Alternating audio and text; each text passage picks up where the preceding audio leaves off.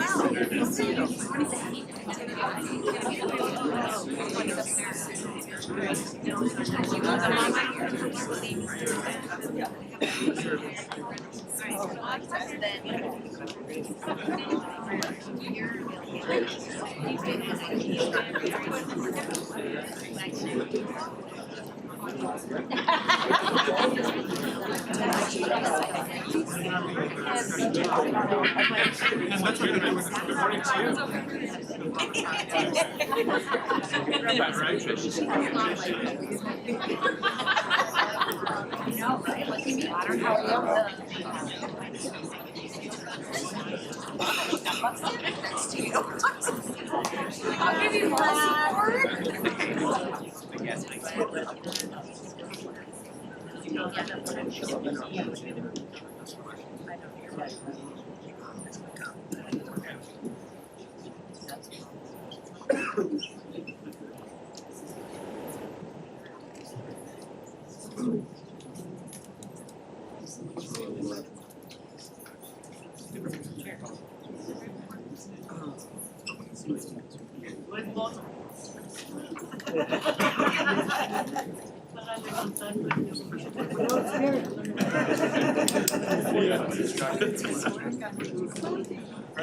I know, exactly.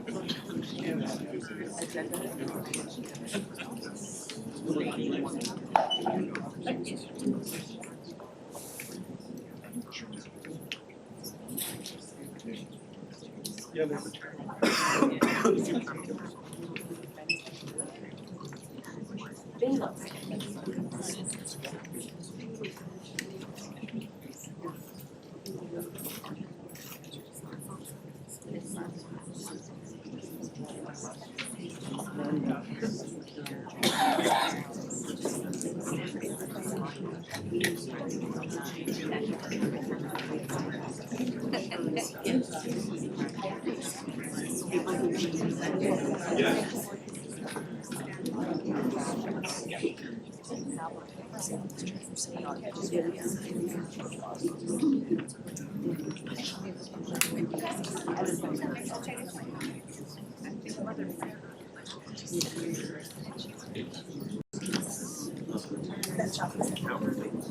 We have to.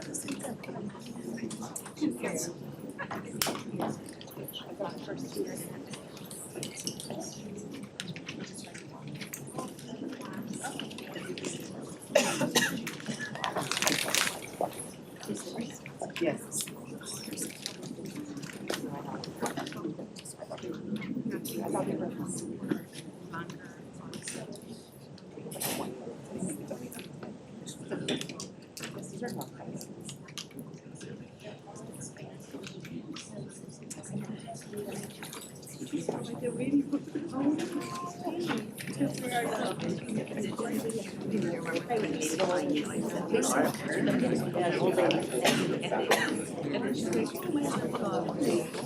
It's true.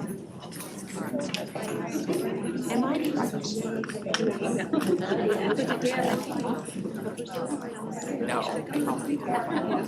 like living off your life. So when I got the Chevy, I set up for me. I'm like, I'm not used to this. I'm looking at it just by talent.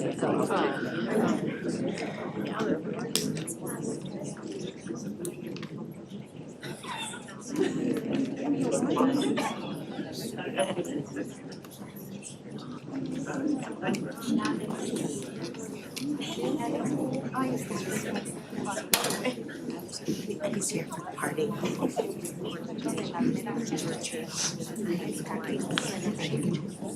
I don't know. I'm Food service.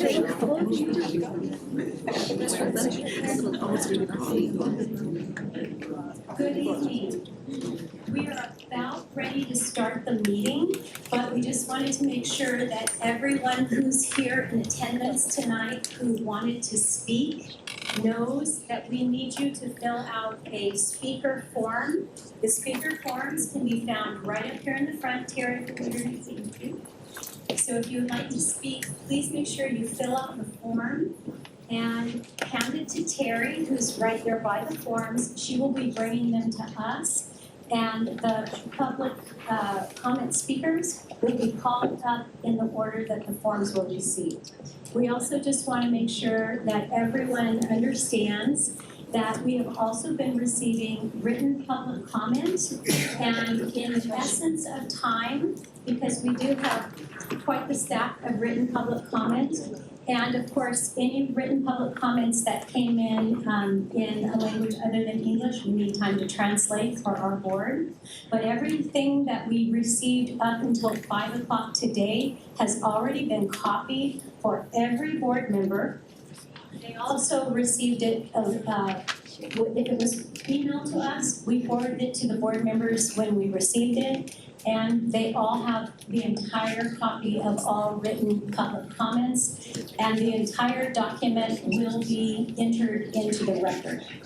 So tonight, when we get to the public comment portion, we are going to, for the written ones, we will state who submitted a written public comment, what their position is, and if they're in opposition or if they're in support. So that's how it's going to work tonight, and our board chair will go over a few more of the directions for the public comment, just one more. The other thing we wanted to make sure everyone in the public knows is that the restrooms are right across from this conference room. So if you need to use the restroom, please feel free to use these restrooms. If you need water, there's water, I think, in the back and in the front as well. And I think that, when public comment does begin, we have a new procedure. Well, it's not a new procedure, but it's a new tool. Do you want to hold that up? When the speakers come forward to speak, what do we call that? Stoplight timer it's going to be set at 2 minutes because we do have quite the crowd tonight. So when you begin, the green light will go on. When the 2 minutes is approaching, it's going to go yellow, or 30 seconds before your time is up, it'll go yellow. And when it goes red, then your time is up and the microphone will be cut off if you continue to speak, because we just need to be respectful of everyone who would like to speak tonight. So we ask you to please stick with your 2 minutes and know that if you go beyond, the microphone will be turned off and our county board president will gavel, which means it's time for the next speaker. Okay, so if everyone has already filled out their form, then I think we are ready to begin the meeting. Thank you. Okay, good evening, everyone. Thank you all for coming. My name is Heather Owen. I'm the president of the Monterey County Board of Education. I would like to welcome you tonight. I want to remind everyone that the meeting is going live on YouTube, so it's being recorded. I'm going to call the meeting to order at 5:38. And can I get a roll call? Heather Owen. Here. Linda Husted is to the call. Here. John McPherson. Here. Virginia Mendoza. Jaime Fernandez. Here. Mary Claypool. Present. Sandra Ocampo. She's here, she stepped out. She was here. But she is present. Yes. And Dr. Dominguez, present. Alright, we're gonna move on to item 1.3, Pledge of Allegiance.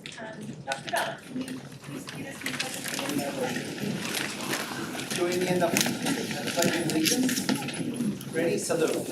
I pledge allegiance to the flag of the United States of America and to the republic for which it stands, one nation, under God, indivisible, with liberty and justice for all. Someday.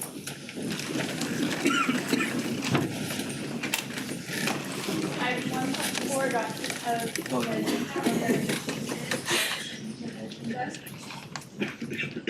Can I get Move to approve. all, roll call vote, please? Heather Owen. Aye. Annette Eastek. John McPherson. Aye. Virginia Mendoza. Jaime Fernandez. Mary Claypool. Aye. Sandra Ocampo. Okay, we're gonna move on to item 2.1, correspondence. Dr. Gus? Yes, we did receive written correspondence. These are all public comments for the public hearing. And as stated earlier, they have all been forwarded to all of our county board members. They've also received a hard copy version, except for the staff that was brought in tonight. We will be forwarding these to all of our board members after they have been translated. However, we have recorded the name of each of the commenters and their position on this petition. Thank you. Dr. Gus. 2.2, oral comments from the public.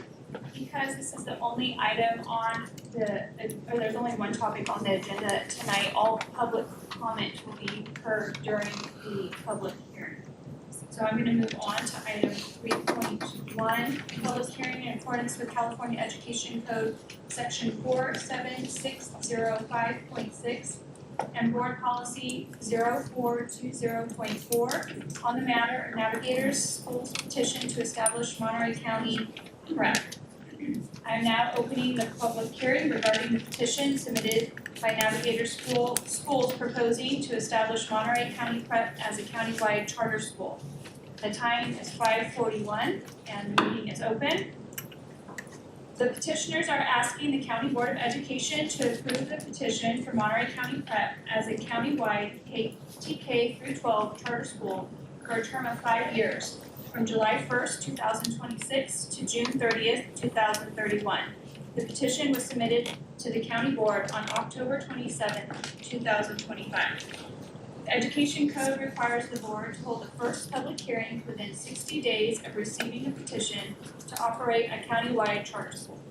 The purpose of the public hearing is to determine the level of public support for the establishment of this charter school from teachers, parents, or guardians, and the school district where the petitioners propose to place school facilities. This is not a decision-making hearing here tonight, and the county board will not act to approve or deny the petition at this time. The format for the public hearing today is as follows. First, representatives from Navigator School will have 10 minutes to present information to the county board and the public regarding their request to the board to approve their petition to establish Monterey County Prep. Following their presentation, the board members may wish to ask the petitioners questions. After Navigator School's presentation, we will take comments from the public in order to gauge the public support for charter schools. Public comment for this matter will be limited to a total of 2 minutes per speaker. I'd like to also ask that at this time there's no applause or booing, and that we keep this room a respectful place for everyone's voices to be heard. And it's also helpful to us when you come up to do public speaking if you clearly state whether you're in support or opposition as you make your comments. After the public comment, I will close the public hearing. Again, I want to remind everyone that the board will not be taking any action tonight. Staff is currently reviewing the submitted petition and will publish a report of recommended findings. Pursuant to the Education Code, the county board shall either approve or deny the petition within 90 days of receipt of the petition. The board will make its decision during a second public hearing in January 2026. The representatives from Navigator School will present to the board with public comment to follow.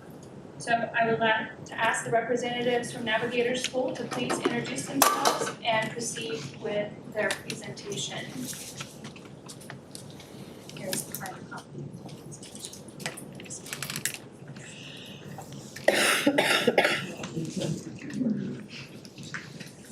There we go. I got it.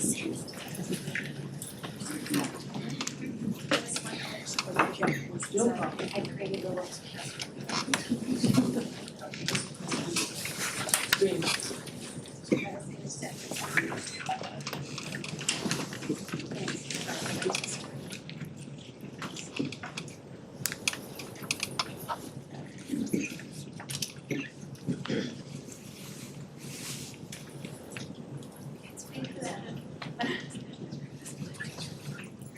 Thank you all for your patience. This is a new device that we are using for the first time.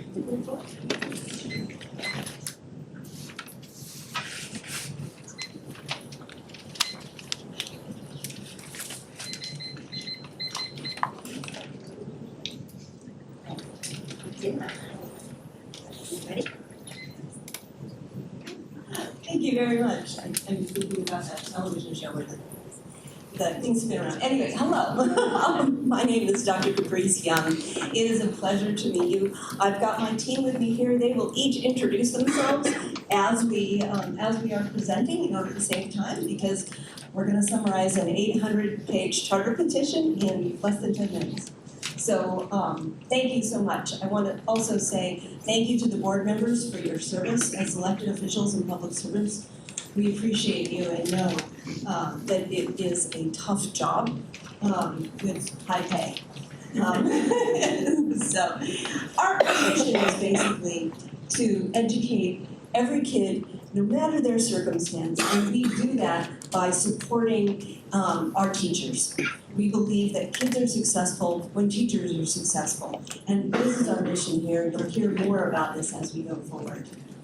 What you're being presented with is a plan to, over the course of 5 years, open schools that over the course of 10 years will serve about 3,000 students. So we're not landing 3,000 seats on them tomorrow. It gets phased in slowly over time, and we're targeting the areas where we believe the students need us the most, because our mission as an organization is to serve the neediest students.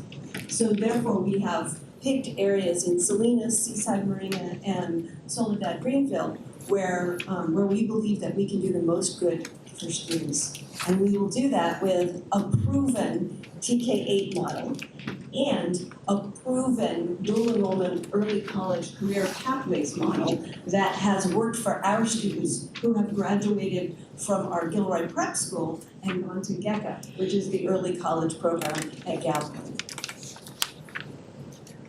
Our current 4 schools are 4 completely different neighborhoods, one of which, though, very closely matches the Salinas area, which is Watsonville.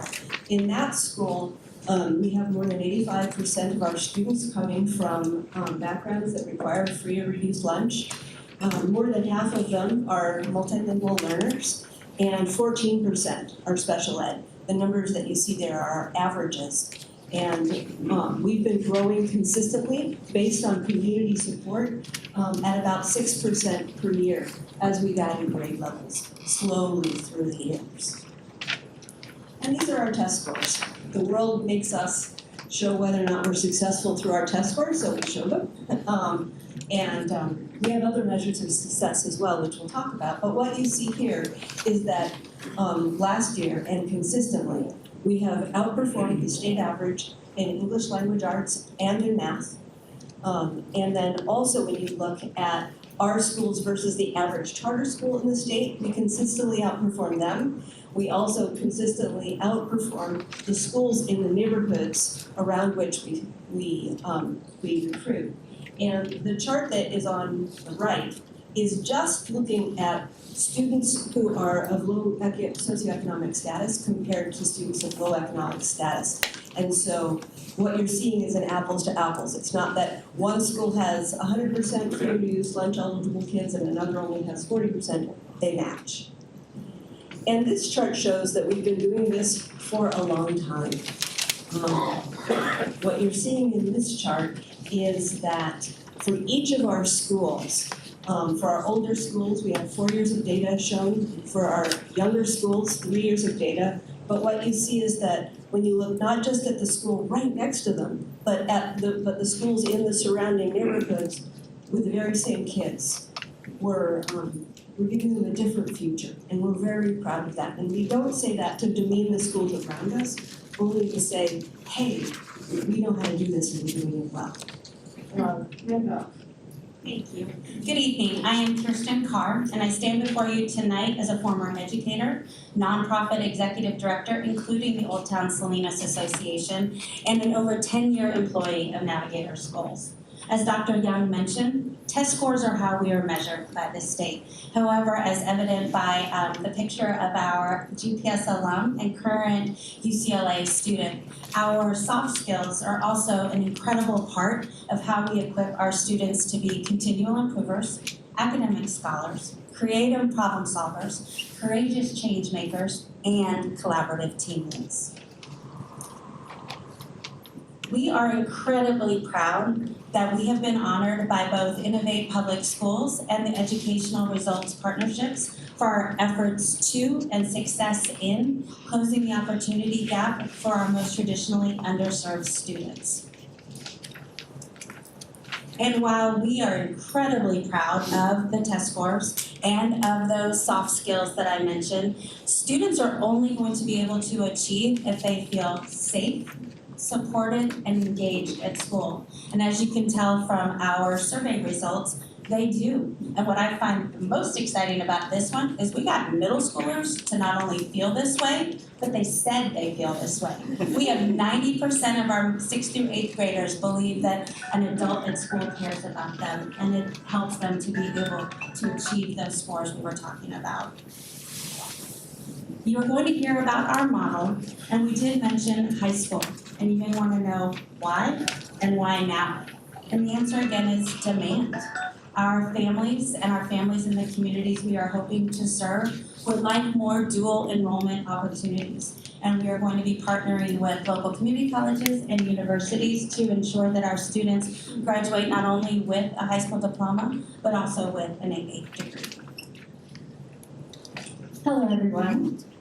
My name is Shauna Schmidt, and I am hopefully the principal of Salinas Prep School. I was born and raised in Salinas and a proud product of the Salinas public school system. I was a Mission Park Mustang, Salinas High Cowboy, MPC Lobo, and CSUMB Otter. So Salinas and Monterey County is very near and dear to my heart. I'm excited to talk to you guys today about our compass points and what makes Navigator so special. Our first compass point is the culture of excellence. When you walk into a Navigator classroom, you will see students joyfully engaged in learning. They are knowledgeable about their own academic goals because they've taken part in the goal setting and tracking process. We also have norm controls and procedures in all of our sites from TK to 8 to keep consistency for our students and allow no wasted time. And we love to celebrate our students. We do this in many ways, one of which is our unit awards, where we celebrate academic progress, perseverance, as well as character development in our grad aims. Our next is data-driven instruction, and for me, this is where Navigator really shines. Is that 2 minutes or 30 seconds? 30, okay. Something special about Navigator is how much emphasis we put on data. We collect data, we respond to data, and we have a team of people that are working to support our students. No student being left behind. And we also have coaching. So every staff member on our campus is coached, from our yard duties to our CEO. We're always looking to continuously improve and be the best educators that we can be for our students. I'll pass it over to Gabby. Thank you. And you'll have the rest of the slide information before you, and our team will be here happy to answer any questions. I'm just watching that yellow light. Is that longer than 30 seconds? Hi everyone, my name is Gabriella Roldan. I'm Navigator's Communication Manager. And this next slide here is actually one of my favorite. It reflects my Navi journey. I started as a teacher in training, then became the founding vice principal of Watsonville Prep School. I was the principal at Hollister Prep, and I stand before you as the comms manager. And so this slide highlights our belief that investing in educators is an investment in scholars. We believe that we build leadership capacity through structured coaching and principal mentorships, and at the same time, we prioritize social emotional well-being through intentional partnerships that strengthen belonging. And that commitment to investing in people shows up most clearly in how we design equitable systems of support for every child, by name and by need. Equity is a core navigator compass point, and it's reflected in our full inclusion model. Nearly all academic supports, about 99%, are delivered within general education classrooms, meaning scholars receiving special education services learn alongside their peers with the right supports in place. Our final compass point focuses on technology for tomorrow.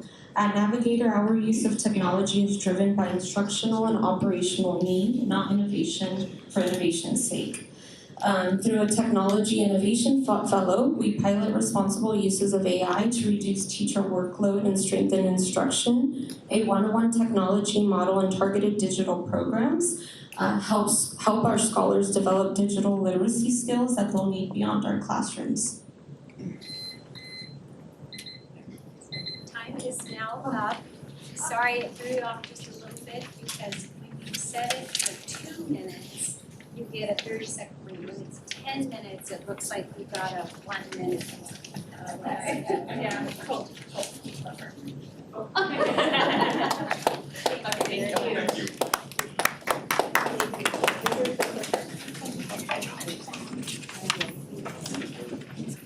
Thank you.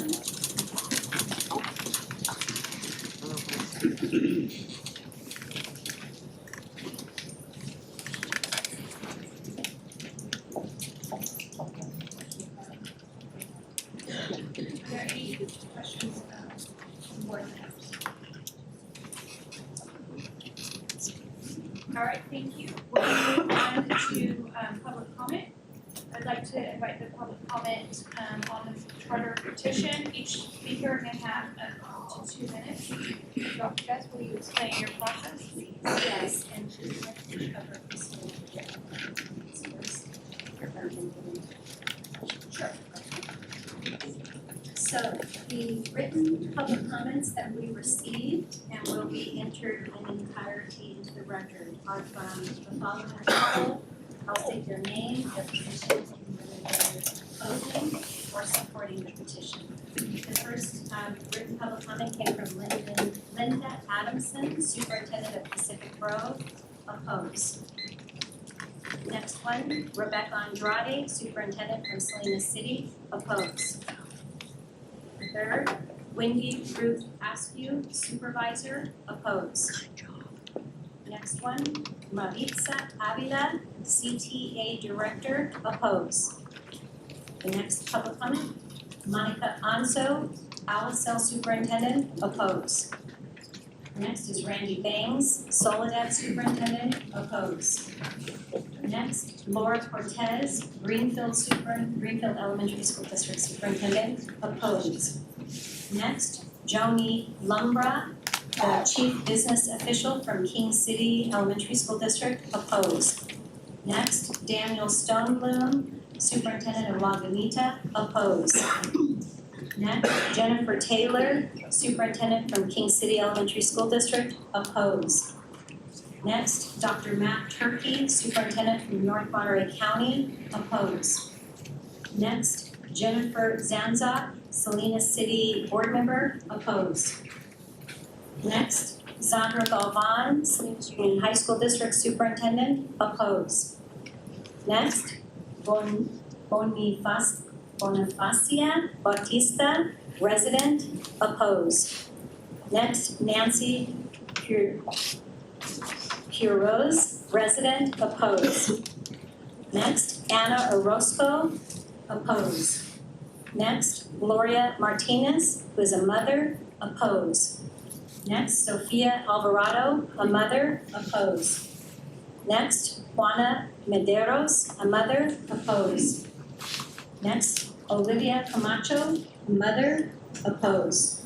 Next, Adriana Ortiz, a mother, opposed. Next, Gina Espinosa, mother, opposed. Next, Rosemarie Barnard, Prunedale grandparent, support. That concludes the list of the written comments that we received. Now for the speakers.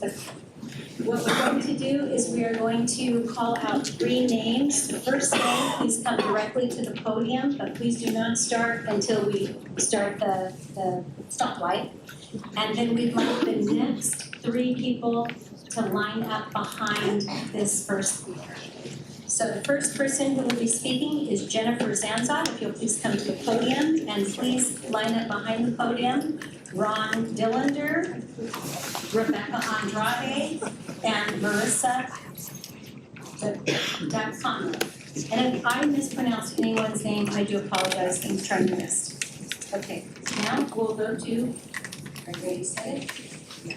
Jennifer Zanza. When you see the green, please begin.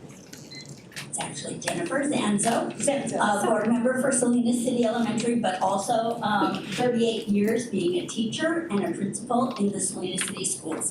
So I am opposing this petition, and I'm not going to say everything that's in my letter because that would be so wasteful of your time. But I really want to stress that I believe charter schools are intended to bring something new to the community. And Salinas City alone has 15 schools that offer programs in STEAM, in technology, in structured English immersion, dual immersion. We have a lot of programs and low class sizes, 20-1 in TK, 24-1 in K to 3rd, and 29-1 in our upper grades. Our schools are further staffed by paraprofessionals that are amazing, MTSS teachers for intervention, and academic coaches. We have robust small group and targeted intervention.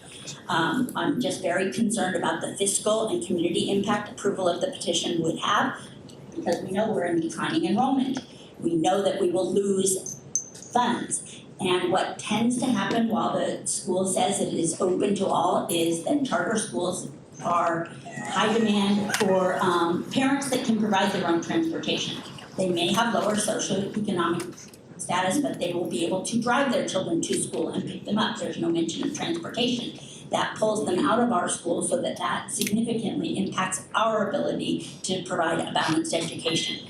And I appreciate your time. I really know that you are here because you care about the children in this county. Your decision provides significant implications for the good of the students. Please consider all the things that are in my letter and make a wise choice. Thank you. Thank you. Next. Next speaker. Just a moment, Ron. Are you ready to get set? Cindy?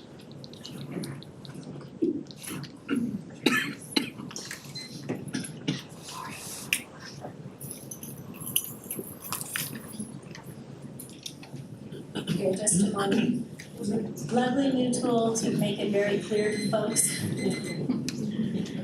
Okay, here we go. So our next speaker is Ron Dillander.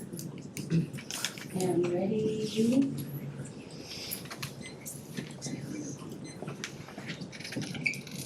Go. Good evening, President Owen, trustees, Dr. Guest, members of the community. I'm so privileged to be here this evening. My name is Ronald Dillander. I'm the Associate Superintendent of Educational Services in the Salinas City Elementary School District. I'm also so pleased to have the opportunity to see all of these families supporting their school that they're so proud of. I'd like to say that we in Salinas City, our staff, our families, feel that way too. Like Trustee Zanzo said, charter schools often are to provide something different, something better than what's already offered. I'd just like to take a few minutes to build on some things that she shared. Again, 15 schools in our district. We have expanded learning programs and after-school programs that right now are open to all students. We offer enrichment and homework support, STEAM support, leadership clubs, sports and physical activities for all students. We have World Dance and other film festivals. We had our computer science night a few nights ago. 7 of our schools offer dual immersion programs where we are offering students the opportunity to become bilingual bicultural and have cross-cultural competence in Spanish and English at 7 of those different schools. We offer families the opportunity to participate in the Salinas City STEAM Academy, where students can have an online option for being able to attend school as well as other emerging activities that happen during the week. We obviously offer preschool and early education programs for children as young as 2 years old. We offer special education services and community schools initiatives that serve all of the students in our district. In addition, our district offers something that's very unique, and I know that other districts in our city also try to do this as well. We have family resource centers. We offer social services and other support to families regardless of their race or their income or anything else. We try to support our families. Very proud again to be part of the city. Proud of these families that support their school. We have options already.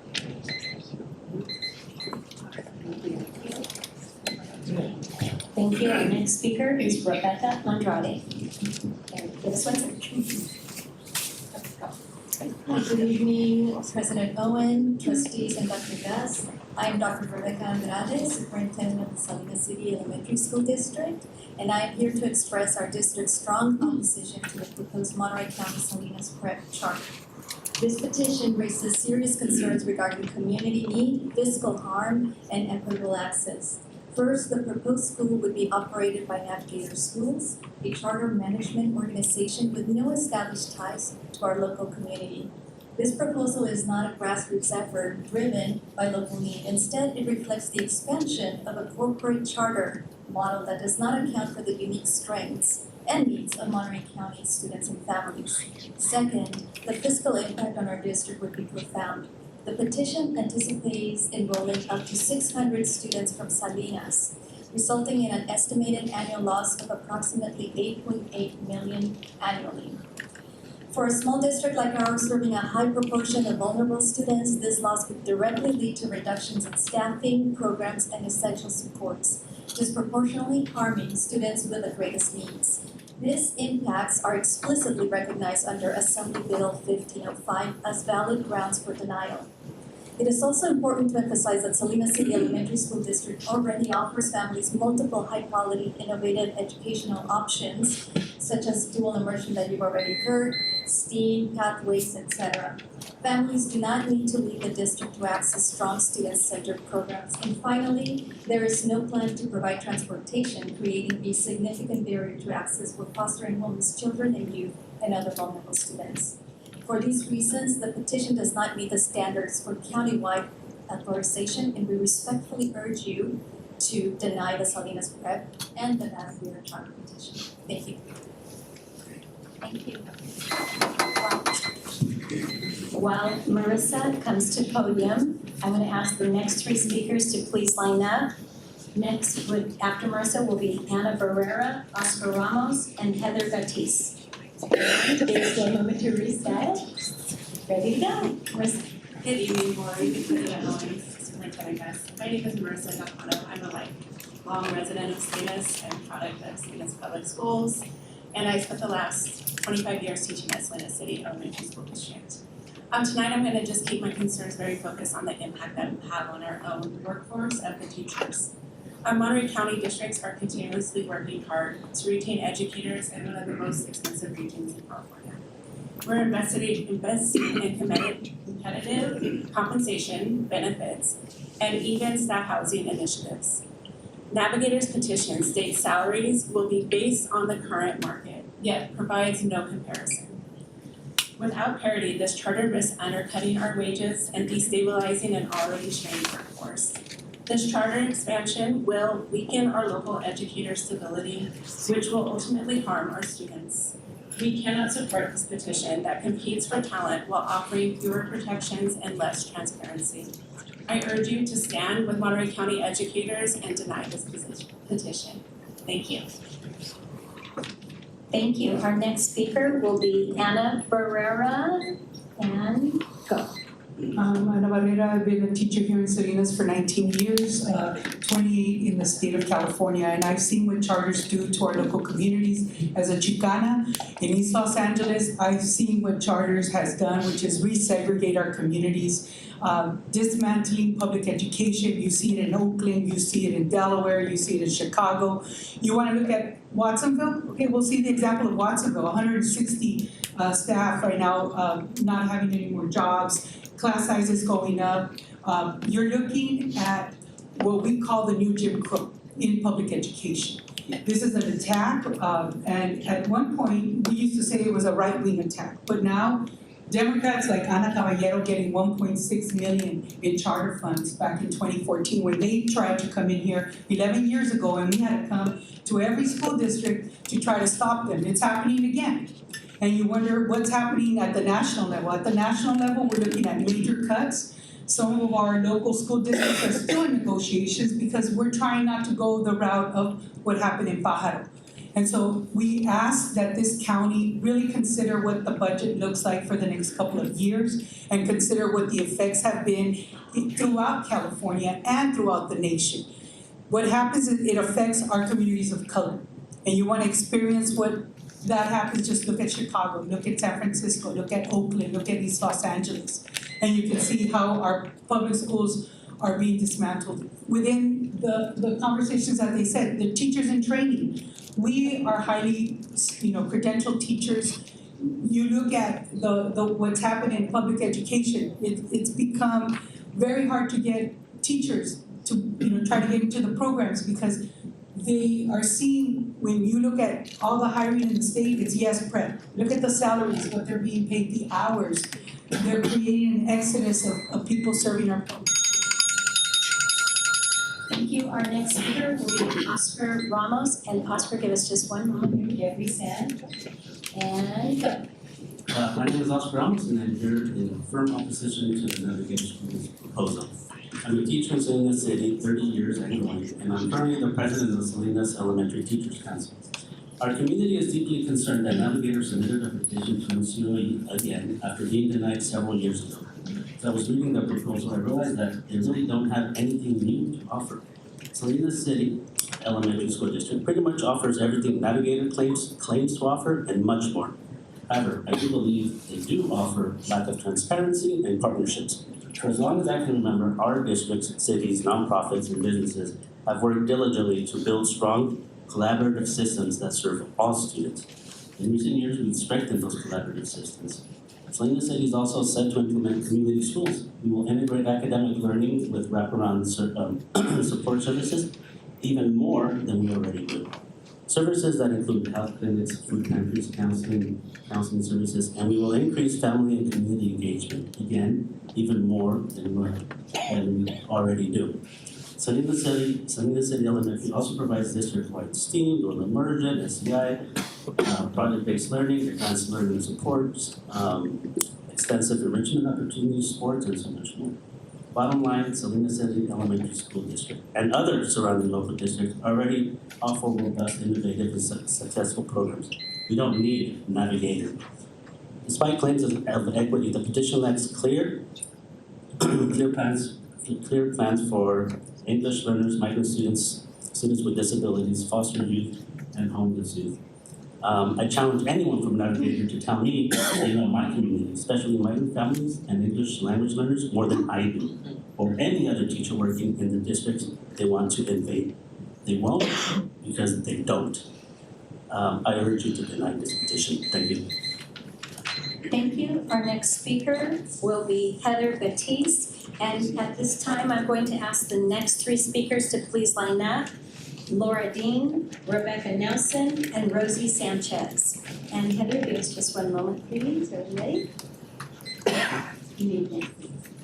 Hello, my name is Heather Gaddis. I'm a lifelong resident of Salinas City. I'm an academic coach for Salinas City Elementary School District. I'm a product of Salinas City Schools. My children are members of Salinas City Schools.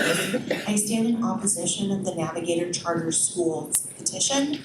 Our community was deeply surprised by this proposal, not because we are against innovation or resistant to it, but because it arrived without engagement, partnership, or transparency. Local educators, family, and civic leaders were unaware of this petition until a little over a month and a half ago. That alone should concern us. Over the past decade, districts across Monterey County have worked intentionally to build strong collaborative systems of support for our students. We coordinate with cities, nonprofits, and businesses to address the real needs, academic, social, emotional, and economic. A county-wide charter that enters without an understanding or respecting those relationships risks undermining it. This petition does not fill a gap. It duplicates existing services, fragments resources, and weakens community cohesion.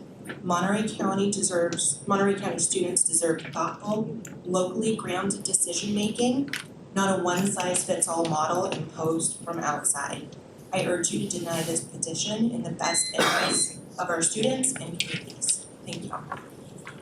Thank you. Our next speaker will be Laura Dean. And give us just one moment, Laura. Go ahead and begin. Good evening, members of the board. My name is Laura Dean. I am a 24-year educator and currently academic coach at University Park School of Salinas City. The Navigator petition repeatedly uses the language of equity, yet provides no meaningful plan to serve the students who need the most support. English learners, students with disabilities, foster and homeless youth, and multilingual families. In Salinas and across the county, districts operate wraparound supports that charters rarely replicate. We run community safety networks, family engagement hubs, and programs addressing homelessness and food insecurity. These are not add-ons, they are essential. Navigator states it will admit any child who wishes to attend, but that model privileges families with transportation, time, and resources, while draining funding from districts that serve the most vulnerable students remaining behind. True equity strengthens existing public systems. It does not siphon resources away from them. This petition would do exactly that. I respectfully urge you all to deny the petition. Thank you. Thank you. And next, we will have Rebecca Nelson. Rebecca, give us one moment, please. Are we ready? Okay, begin. I'm Becky Nelson. I am here wearing teal as an SETC union member, not a Navigator supporter. I urge you to deny this petition. I am focusing on misrepresentation of local schools. The Navigator petition relies on the broad negative generalizations about local school performances. Claims of low graduation and college-going rates are presented without context, ignoring factors like housing, instability, poverty, and homelessness that distracts actively from the work that we do to address it. Many districts have been part of the MCOE Research Practice Partnership in recent years, collaborating not just with the county, but with each other. No other charter schools in the county have ever reached out to us to collaborate as Salinas City in my role as a PBIS TOSA. We feel like there's a mischaracterization, and this is troubling. It reflects a lack of understanding of our communities and the progress already being made. You cannot solve problems you do not accurately understand. Local districts are improving outcomes, earning state and national recognition, and expanding access to advanced coursework, arts, and career pathways. A petition built on inaccurate narratives should not be trusted to deliver meaningful solutions to our community, a community that they do not know. For these reasons, I strongly urge you to deny their petition. Thank you. Thank you. And as we have our next speaker stepping up to the podium, and that's Rosie Sanchez, I'm going to ask the next three speakers to please line up. Alexandra Padilla, Louis Pereira, and Crystal Aurora. And Rosie, give us just a moment, please. Ready? Okay, please begin. Good evening, commissioners. Thank you for allowing the community to come and express their feelings. My name is Rosie Sanchez. I am a resident of the South County, and I'm classified labor leader for Salinas Schools. I'm firmly opposing the petition. I'm concerned how this will affect the students, the staff, and our communities. You have heard South County superintendents oppose this navigator in the communities. And you have heard that Salinas has wonderful programs in our schools. I urge you to deny the navigator petition. Thank you. Thank you. And our next speaker will be Alexandra Padilla. And give us just one moment to reset. Are you ready? Good evening. My name is Alexandra Padilla, and I am in support of the Navigator School. I am a current TK teacher at Gilroy Prep School. I am here tonight, however, as someone who truly wants to be part of the founding team at Salinas Prep School. While this is my first time before you, I hope you can feel my strong desire to be part of this community. As you can see in our charter, our ability to replicate and personalize our educational model to reflect and serve the needs of our community clearly work. Our students are outperforming the state of California as well as most of the schools in our communities. We will work hard to ensure we do that in Monterey County as well. I know you are incredibly busy, but I would love to have you visit my classroom in Gilroy so you can see firsthand and what we are asking you to approve. I do think you see a model that can benefit every community it is in. Thank you for your time and consideration. Thank you. Our next speaker is Louis, is it Pereira? Pereira. Oh, that's my maiden name. How embarrassing that I spell a little bit. Okay, give us just one moment, please. Just that. And you may begin. Hello, my name is Louis Pereira. I'm a supporter of Navigator Schools. Good evening, board and superintendents. As parents, we all know one of the toughest yet most important tasks we have to accomplish is ensuring our children receive a strong education. We research, worry, plan, research some more, and then hope the decision we made was the right one. We did our homework, we exercised our option to choose where our children went to school. Even if it means driving our children from Prunedale to Salinas every day. We are now asking you to do the same research, then approve the Monterey County Charter submitted by Navigator Schools. This decision will give parents like Shannon and myself an opportunity to add options of selecting where our children will receive the education they both need and deserve. And will give our entire community an award-winning public school in which to learn from. I'd be happy to share more about why I'm supporting Navigator Schools, and thank you for your time and consideration. Your leadership is both needed and appreciated. Thank you. Our next speaker will be Crystal O'Rourke. And before Crystal begins, I'm going to ask our next three speakers to please line up. Noelle Russell Unterberger, Andy Hernandez, and Tina Hill. And give us just one moment, please, Crystal. And please begin. Good evening, board and staff. I'm Crystal O'Rourke, the Chief Academic Officer for Navigator Schools and a 15-year resident of Prunedale, speaking in support. As a founding Navigator employee, I can attest to the commitment we make to our communities. We both believe and act on the premise that a rising tide lifts all ships. And if you approve us next month, the commitment to success for all will extend to Monterey County. As you can see in the charter, the Navigator model works. And through our work with schools across the state and country, it works for many reasons and in many school environments. We work to ensure that every student and staff member gets exactly what they need when they need it. And we coach on how to personalize it for different schools, different communities, and different classrooms. We did not invent the Navigator model in isolation. We went out and found high-performing schools across the entire country, and we used their ingredients to form our recipe for success. We have flexibility to research, visit, and find teaching practices that work, and modify them to fit various needs and individual needs. We then implement those practices in our classrooms and open the doors to any interested educator. It is through this collaboration that we can learn from and with one another. We have best practices to share, and you have best practices to share. And together we can provide strong educational opportunities for all students in the Monterey County. Thank you for your time and consideration of the petition of Navigator Schools. Thank you. Our next speaker will be Noelle Russell Unterberger. And give us one moment. Are you ready? Please begin. Good evening. My name is Noelle Russell Unterberger. I'm the Chief Financial and Operating Officer for Navigator Schools. I am so thankful for this opportunity to share why we're ready to serve more families here in Monterey County. First, we're financially strong over the last few years, and we have strengthened our organization. We've invested in our talent, We've improved our systems and we've built capacity. We're financially ready to welcome more families into our Navigator community. This isn't just wishful thinking, it's careful preparation.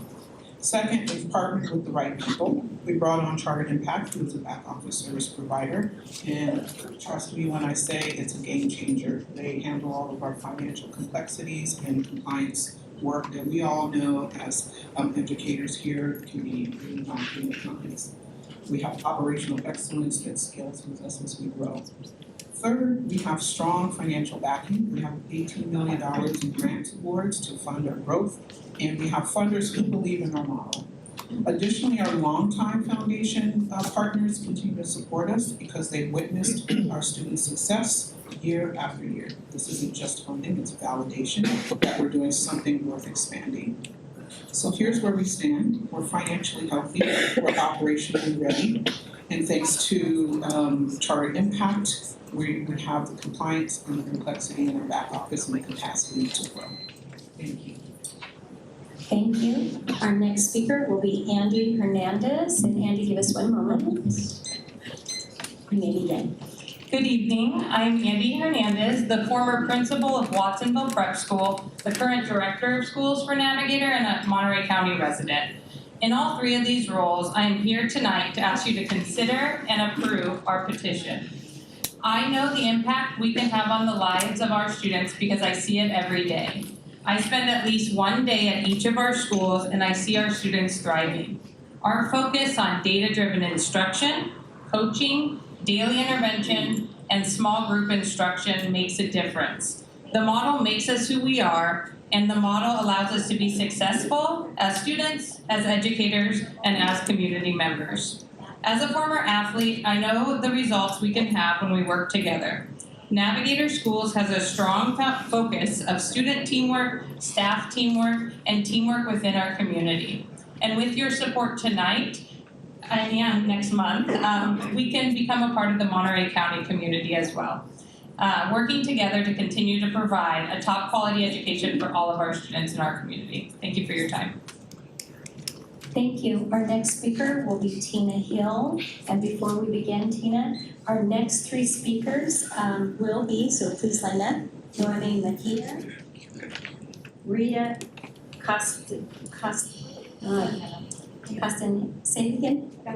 Castañeda, sorry. Okay. And Lluvia Gutierrez. And give us just one moment, Tina. Please begin. Good evening, Board and Superintendent. My name is Tina Hill, I'm Director of Student Services for Navigator Schools. Earlier, Gabby talked about our full inclusion model as a part of the presentation, but I thought it was important to expand on it a little bit more. Full inclusion isn't just a tagline with us. Every child by name and need isn't a slogan that we repeat when we stand in front of our authorizers. It is one of the core components of who we are. Meeting the student needs for all and equipping them to succeed at their highest level is why so many families of our students with special needs seek out the Navigator educations. Our populations of students who qualify for services meets or exceeds our local districts, with Hollister Prep having our highest 20% population. We provide not just the minimum minutes required by Ed Code, but create a safe and engaging environment where all students, regardless of what is in their queue, says that they can thrive and be successful. Our full inclusion instructors, educational specialists, speech pathologists, counselors, coordinators, school psychologists, behavior specialists all work together to ensure all students are learning to be scholars, courageous change makers, collaborative teammates, creative problem solvers, and continuous improvers. The inclusion model is incredibly important to me, not just because of my official title, but also because it's my most important title, which is mom. I am a proud parent of a GPS alum. My son has special needs, and when I started at Navigator 10 years ago, it wasn't just an agreeing to a career, it was also committing to Navigator as a parent as well. I work very hard every day to make sure that every parent feels as good as I did about their decision to send their child to one of our schools. I would like to please ask you to consider and approve Navigator's charter for Monterey County. Thank you for your time. Thank you. Our next speaker is Noemi Mejia, and please begin. Good evening, board members and superintendents. I am for the Navigator Schools. My name is Noemi Mejia, and I am born and raised in Salinas, California, as well as a Monterey County resident. And I am a teacher in training with Navigator Schools, working in our Watsonville campus. I hope to be a founding teacher at Salinas Prep School, and I have been honored to be part of our reading tutoring nights for the past several months.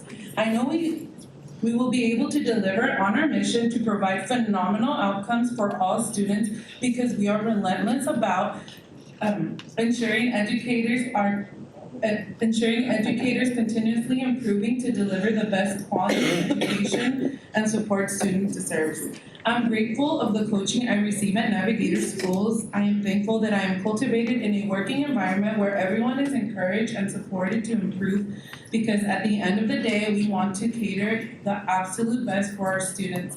I aspire to be a founding teacher at Salinas Prep School because I want to make sure every student is equipped with a strong academic foundation and targeted support system that will guide them throughout their educational journey. Thank you for your time and consideration of our charter petition. Thank you. And our next speaker is Rita Castaneda. Yes, one moment, Rita. Please begin. Good evening, my name is Rita Castaneda, and I serve as a community engagement facilitator with Navigator Schools. I've proudly worked alongside Navigator families for over 12 years, beginning as a proud founding parent of Hollister Prep School, where my two children attended from kindergarten through middle school.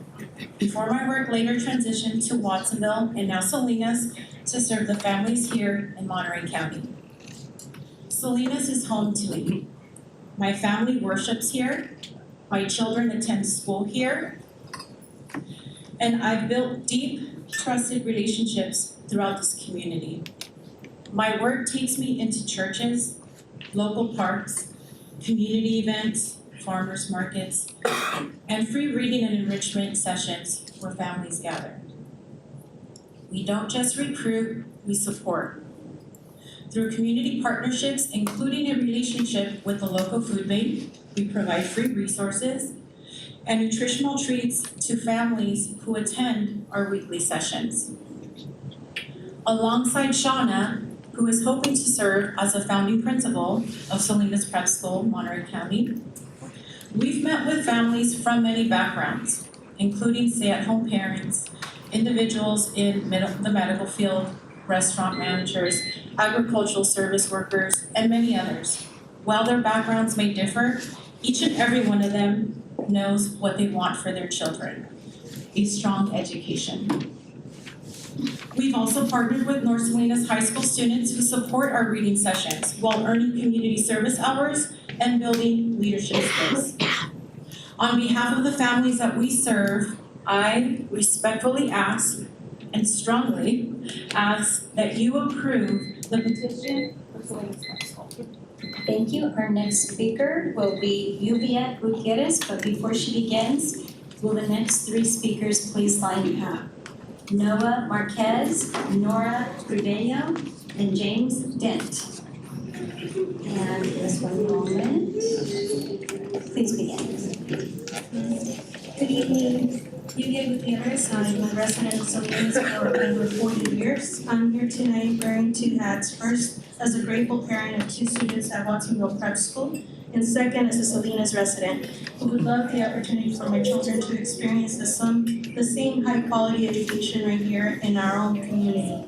Over the past few years, my children have changed schools several times in Salinas, and I began to worry about how it was affecting them. They went from being excited about school to feeling anxious and upset each morning as I dropped them off.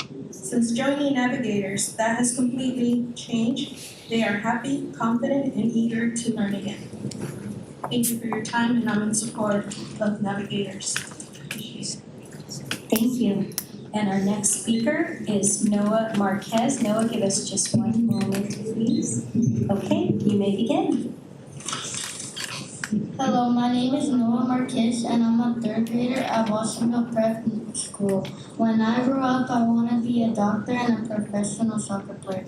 At Watsonville Prep, I'm learning how to be a strong student so I can achieve those dreams. I would love to be a student at Salinas Prep School so I can do all amazing things that I do at Watsonville Prep School, but closer to my home, my family, and the community.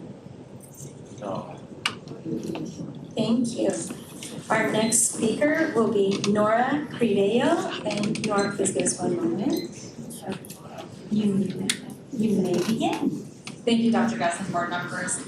My name is Nora Crivello. I'm the current chairman of the board for Navigator. I'm also a resident, or I grew up in Monterey County, school down the street, met my husband at the homecoming game here in town a couple decades ago.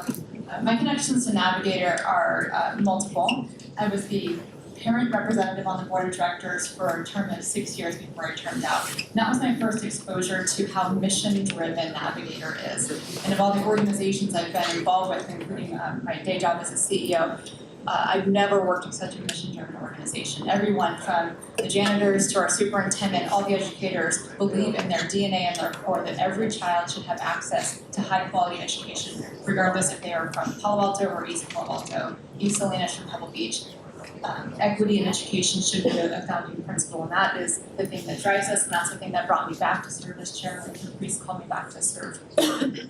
Navigator's commitment to full inclusion runs very deep. We say, Tina said, every child by name and need, and that's very personal. It's very personal to me. My daughter's a graduate of Hollister Prep School, and she thrived there. She went on to GECA. She's a sophomore at GECA now. In her freshman year, she was the best English student, and now she's doing AP, pre-calculus, and honors chemistry, which is difficult in and of itself, but Avery is legally blind. So that just shows you the foundation that she received through Navigator with her full inclusion model, the teachers that had really high expectations of her, and the scaffolding to support the kids and help them to meet those educations. It's an incredible program. On behalf of the board as the chairman, I'd like to say that we are fully committed to this. We're committed to the educators, to the administrators, to the communities, the families. If kids need transportation, we already provide that for them. If they need food, we provide that for them. If they can't get to school, we figure out a way to pick them up and get them to school. We are a wraparound, full inclusion model that care very, very deeply about our communities. Thank you for being open-minded. Thank you. Our next speaker will be James Dent, but before James begins his comments, can I please have our next three speakers lined up? Jesse Tamayo, Connie Frosto, and Chris Barrera. And give us one moment, please. You may begin.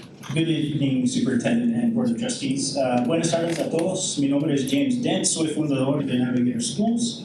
I've been a Monterey County resident and I'm the founder of one of the founders of Navigator Schools. I've been a Monterey County resident for 28 years. My kids are graduates of Veranda Meadows School here in Salinas City and are now both graduates of the UC system, UCLA and UC Santa Barbara. So I want to give my thanks to all the educators, all the administrators, County Office of Education, everyone that supported my boys, Santiago and Camilo. It takes all of us to do this job, and we're here to work together. After 8 years of teaching high school, middle school, and 4th grade, I spent 2 years in this room through the San Jose State University Leadership Program in 2003 and 2004. Superintendent of those classes back then. I went on to be a vice principal in Potro Valley and then the principal of Euro Unified, where the Sabos was come out of program improvement, which was quite a rarity back in those days, but it was because of our Latino students making incredible growth that got us out of program improvement. So I learned a lot back then. 11 years ago, I was standing at this podium as the lead petitioner for Salinas Prep School. Several of the board members came up to me that night and said, go back, fix your deficiencies, and come back to us. We want to support this. So it gave us time to study great schools, hone our practices, and show that Latino students can perform at incredibly high levels just as well as anyone else. And we've done that in every neighborhood that we've been in, and I just ask you to do the right thing by kids. Thank you. Thank you. Our next speaker will be Jesse Tamayo. Please come on up to the podium, give us 1 second to reset, and you may begin. Good evening, Board President, Trustees. superintendent, educational colleagues, and I'm in opposition of a navigator charter school. My name is Jesse Tamaya, and I'm here on behalf of Stand Back Country Chapter 547 in the Salinas Union High School District and the Board of Directors of the California School Employees Association representing Area C. CSE strongly believes that charter schools should be required to follow the same laws, standards, and accountability measures as traditional public schools. When charter schools are exempt from these requirements, it creates serious and well-documented problems for students, parents, employees, and local school districts. Impact on our communities. There is no definite evidence that charter schools are more successful than traditional public schools. What is clear is the lasting impact they have on our communities. Public schools serve the entire community by accepting all students who enroll. Charter schools, including navigators, serve only a small segment of students and often do not reflect the full diversity of the communities they operate in. Charter schools tend to be more racially segregated and frequently fail to serve students with disabilities or students who require additional support at the same level as school districts. Because charter schools can more easily dismiss students that those with disciplinary challenges or greater needs are often referred back to neighborhood public schools. This practice disrupts a student's education and places additional financial and staffing burden on school districts. Lack of transparency and accountability. Charter schools operate with less transparency than public schools. Their governing boards are unelected, infrequently making it difficult for parents and taxpayers to effectively monitor their performance. In addition, charter board members are exempt from important educational provisions that apply to public school board members, including conflict of interest protections. This lack of oversight creates opportunities for mismanagement of public funds with adequate accountability. Draining resources from public schools. We have too many charter schools, and research shows that nearly 450 charter schools have opened in areas that already have sufficient classroom space, leading to inefficiency and unnecessary duplication. Over the last 15 years. Thank you for your comments, and our next speaker will be Connie Frosco. And give us just one moment, please, Connie, and please begin. So good evening, my name is Connie Frosco, I'm a union steward for CSA. I'm speaking on behalf of President Lucy Vega, who cannot be here. We oppose. Good evening, President Owen and members of the board. Thank you for the opportunity to speak this evening. My name is Lucy Vega and I serve as president of the California School Employees Association, representing 600 classified staff at the Salinas Union High School District. I am here tonight to share concerns from the perspective of the professionals who ensure our schools function safely and reliably every day. At Salinas Union High School District, classified staff support students in ways that support campus safety, student access facilities, transportation coordination, and various other daily operations that allow learning to happen. These services depend on stability, clear planning, and known school sites. When proposals move forward without defining clear operational detail, it raises serious questions about how students will be supported on a day-to-day basis. Our district plans staffing, facilities, and student services carefully over time. Sudden or uncoordinated enrollment shifts create financial and operational uncertainty that affects the very services students rely on most consistently. We are also mindful of the workforce challenges schools already face. Classified professionals are difficult to recruit and retain, and decisions that introduce instability place additional strain on systems that are already working to meet student needs. Our comments tonight are not about opposition for opposition's sake. They are about ensuring decisions are made with full clarity, coordination, and accountability to the community served. For this reason, we respectfully urge the board to deny approval of the Navigator Schools countywide charter petition as represented. Thank you for your time. Thank you. Our next speaker will be Chris Barrera. And as Chris is making his way up to the podium, let me please announce our next three speakers. Please line up. Cody Lee Mullen, Dr. Zandra Jo Galvan, Linda Contreras. And Chris, give us just a moment. And please begin. Good evening, members of the board. My name is Chris Barrera, president of LULAC Council 2055. LULAC represents families and students across Salinas and Monterey County who depend on public schools as stable, accountable institutions. For immigrant, multilingual, and working class families, stability in education is a civil rights issue. LULAC 2055 strongly opposes the navigation charter petition to establish countywide charter schools in Salinas and Monterey County. This proposal creates uncertainty around school locations, governance, and oversight. When accountability is unclear, families suffer, especially those already navigating language barriers and complex systems. Families deserve to know exactly who is responsible when students are harmed, excluded, or discriminated against. This is also a fiscal issue. Countywide charters pull resources away from existing public schools that are already underfunded and serving our highest need students. Every dollar diverted weakens classroom instructions, counseling, bilingual services, and mental health supports. This is not theoretical. This is real harm to real students in Salinas and Monterey County. We also recognize the important progress Salinas Union High School District has made addressing hate, bias, and discrimination. That work depends on strong local oversight and community accountability. A countywide charter model weakens those safeguards and risks undoing our progress.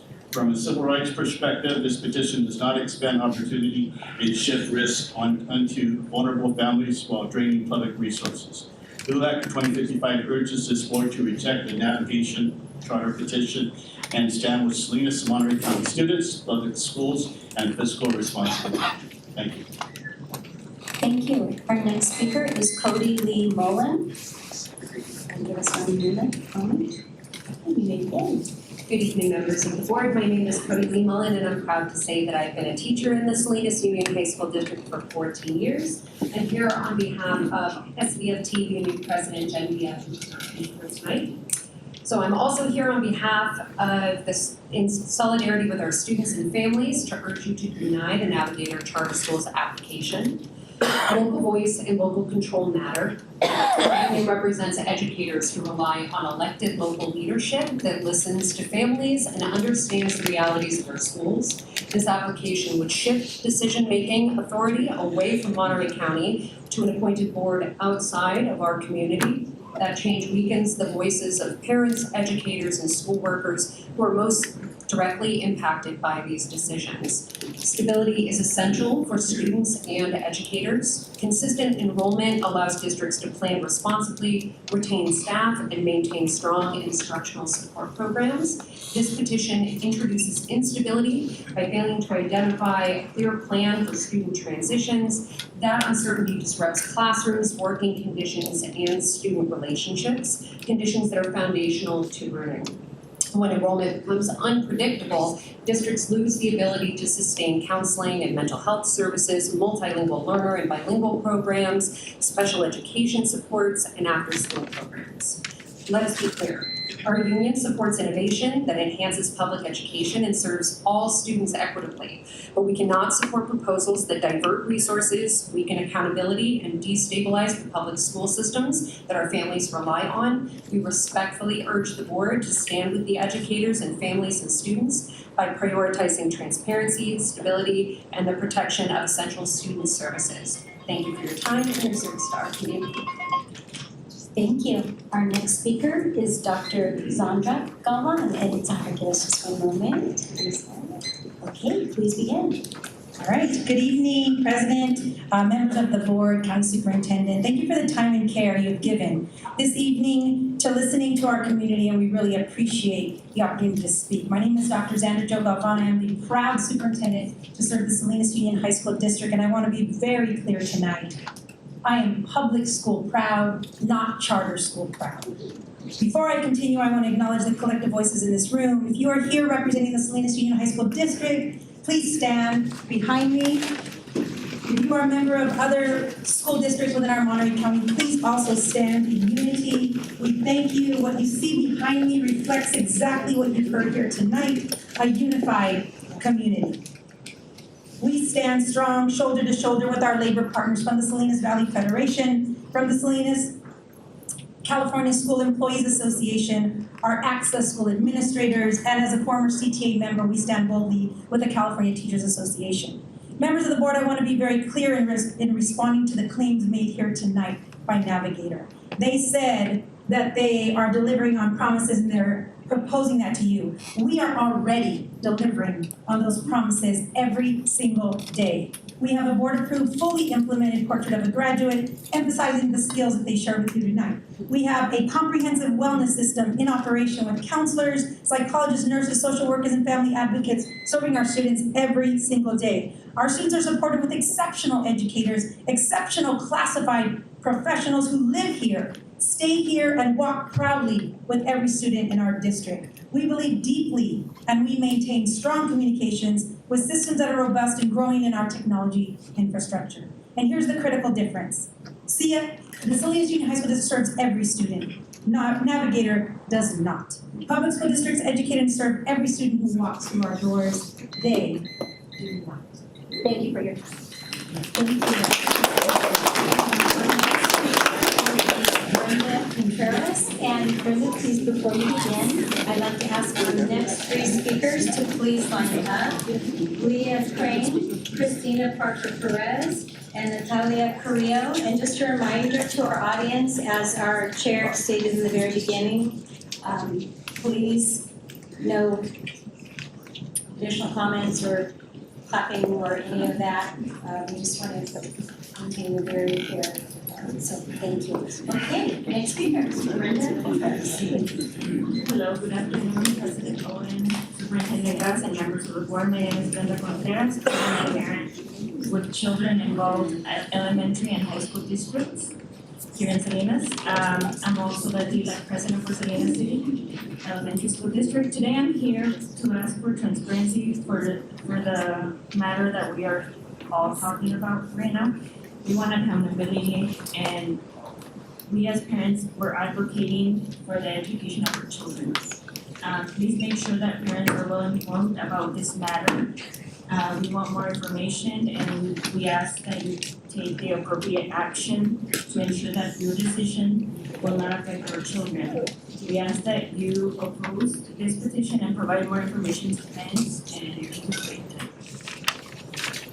Thank you. Our next speaker is Leah Crane. And Leah, give us just a moment to please reset. Please begin. My name is Leah Crane. I'm here representing the California School District as the ATA Vice President, a special ed teacher, as well as a parent. We are in strong opposition about this. I'd actually like to point out a few things that I've heard tonight so far, because it has diverted me from what I was originally going to read. The previous speaker noted that they come here financially stable. I would just like to recognize that those of us that are in opposition are here to support the best interests of all students rather than the financial stability of all. Can you speak closer to the microphone? Sure. Is it better? So, do you want me to repeat that? Another speaker noted that great things were happening for her daughter, who was able to. I'd also like to share that my daughter, who is legally blind with a congenital brain malformation, is also doing well here locally, attending our dual language program with the Monterey Unified School District. So it is not something that is new, and she's able to have these programs already available for her. The proposal that was received is controversial, contradictory, inconsistent, unclear, or potentially incorrect in some cases, containing internal those consistencies, also legal and technical vulnerabilities, questionable claims, and has obviously drawn scrutiny from our community and the districts that are sitting behind me. I also wanted to note, another speaker that I heard talked about a full inclusion model. I'm a special ed teacher and have now been part of the special ed district for TOSAs. There are kids that need way more than what they have opted to be able to provide, that I know that have been shut off of charter schools across the state of California. Thank you. Our next speaker will be Christina Parker-Perez. So please come forward and then give us 1 second for the reset. Okay, please begin. Good evening, President Owen and members of the board. Thank you for the opportunity to speak. My name is Christina Perez Parker, and I'm a high school principal with the Salinas Union High School District. My colleagues stand beside me. At the high school level, our work is about preparing students for what comes next: graduation, college and career pathways, certifications, and life beyond our campuses. That work depends on long-term planning, stable enrollment, and programs that are built to sustain over time. As a principal, I'm responsible for aligning course offerings, staffing, and student support so that students can complete graduation requirements and pursue meaningful pathways. Advanced coursework, career technical education, counseling services, and intervention programs are not interchangeable. They are carefully sequenced and depend on predictable enrollment to function effectively. When enrollment shifts occur without clear coordination, the impact is immediate. Courses are harder to staff. Pathways become harder to sustain. Students may lose access to electives, advanced courses, or support services they were counting on to stay on track for graduation. I'm especially concerned about the impact on students who are already working the hardest to overcome these barriers. Many of our students rely on strong relationships with counselors, teachers, and support staff to navigate academic challenges, family responsibilities, and post-secondary planning. Stability is not a luxury for these students, it is essential. The proposed countywide charter introduces uncertainty around location, coordination, and long-term impact. The uncertainty directly affects our ability to plan responsibly for students who depend on us. For these reasons, we respectfully urge the board to deny this position and to deny this petition and to prioritize decisions that protect continuity, access, and long-term success for Salinas Union High School District students. Thank you. Our next speaker will be Natalia Carrillo. And Natalia, before you begin, let me please announce the next three speakers. Next, we have Janelle Rulli, Blanca Salinas Guzman, and Gloria Ayala. Please line up and then give us 1 second to set. Please begin. Good evening, Superintendent Gus, Chair Owen, and members of the Monterey County Board Office of Education Board of Trustees. I want to begin by acknowledging the responsibility this board carries and the care in which you approach decisions that affect students and families across Monterey County. I am here this evening with respect for the role and with the shared goal of ensuring long-term stability and success for our public education system. I didn't say what it was, but I'm here representing the President of the Salinas Union High School District Board of Trustees. I approach this petition thoughtfully and with a sense of obligation when decisions have lasting implications for student, staff, and public systems. I believe it is important to raise concerns early before uncertainty becomes a consequence. From a governance perspective, one of my concerns is fiscal responsibility and sustainability. School districts plan budgets years in advance to ensure students have access to counselors, special education services, career pathways, and academic supports. When enrollment shifts occur without clear analysis or coordination, the effects ripple through programs that students rely on every day. There is also a workforce consideration. Districts throughout our county are already facing challenges recruiting and retaining qualified teachers, counselors, and classified staff. Approving a countywide charter without clear planning risks further straining a limited workforce and destabilizing services across multiple districts. I share these concerns, not in opposition to innovation, but in support of thoughtful stewardship. The question before us is not whether new ideas have value, but whether approval at this stage adequately protects students and communities over the long term. For these reasons, I respectfully oppose the approval of the Navigator Schools countywide charter petition. And thank you for your time this evening. Thank you. Our next speaker is Janelle Rulli. And Janelle, you may begin. Thank you so much. Good evening, Janelle Rulli with Legal Counsel for Navigator Schools. It's been great to hear tonight from all the school districts and all the wonderful things that they're doing, and I know that the Navigator team just wants to contribute to that. You heard about a rising tide raising all boats, and Navigator just wants to do that as well. I thought I'd remind you that the legislative intent for charter schools is that charter schools are and shall become an integral part of the public educational system, and their establishment shall be encouraged. This isn't quite encouraging tonight. I don't know if I'd put it in that category, but we hope that the county board sees things a little bit differently. I would also remind you that this is a countywide benefit charter that's before you. This is not a charter on appeal from denial by a school district. So fiscal impact on school districts is not a legal reason for denial of the charter school. As a countywide benefit, there are a couple of fundamental characteristics to this kind of charter schools. One is the ability to locate facilities anywhere throughout the county where it's authorized. And then the second is a requirement to give an admission preference to students who reside anywhere in the county. We're not limited, for example, to a preference for students who reside in the district where one of the campuses is located. So the question for you, for the county, is whether a single school, multiple campus model across district lines is in the interest of the students of Monterey. I think what you've heard from the students and the parents of Monterey is that it is in their interest. But you'll also be answering whether Monterey County students would not be served as well if Monterey Prep were required to operate through multiple charter schools authorized by multiple school districts. So the charter school is required to provide a reasonable justification for why it can't serve students as well through a series of district-approved charters, and we presented 4 of them in the charter petition. Just briefly, one reason is about the efficiencies that come from centralized oversight and consistent processes instead of having a charter petition that gets a little bit watered down everywhere it goes. Another reason is to ensure countywide equity and Thank you. Our next speaker is Blanca Salinas Guzman. And this one, Blanca, please begin. Good evening, board members and superintendents. My name is Blanca Salinas Guzman, and I'm the Community Engagement Manager for Navigator Schools, and I'm in support of this petition. I'm a first-generation college graduate and know firsthand that students are faced with obstacles every day, it being academically, financially, socially, emotionally, etc. However, I am honored to say that our Navigator School campuses, we truly believe that every child is equipped to prosper, regardless of their circumstances.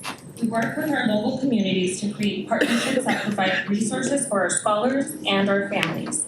Some examples of this is that we offer parent universities, collaborate with the local food banks, partner with our local municipalities, and open our various resource fairs to our neighbors.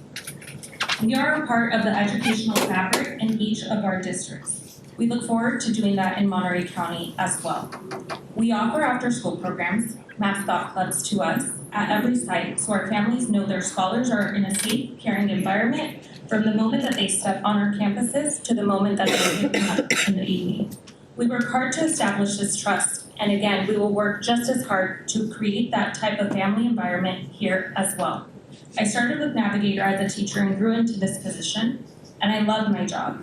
Please consider a petition to become part of your educational community so that I can work with all of you to create additional community schools in Monterey County.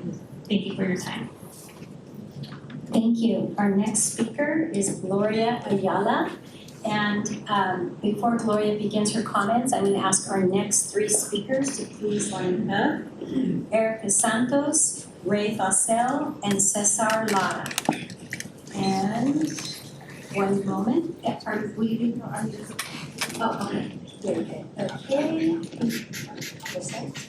Great. Let us reset because I just did that 30 seconds of your time. Apologies. Please begin. Hola, buenas tardes, Superintendent. My name is Gloria Ayala. I'm a parent. I'm here today to ask you guys for more transparency for all the parents. I forgot I will tell you this in Spanish because I come to represent all these parents and they asked me to say in Spanish. Yo estoy aquí representando a muchos padres que no saben nada de información acerca de esto y los enteramos en el último momento de esto. Hoy estoy aquí pidiéndoles por favor transparencia antes de tomar cualquier decisión.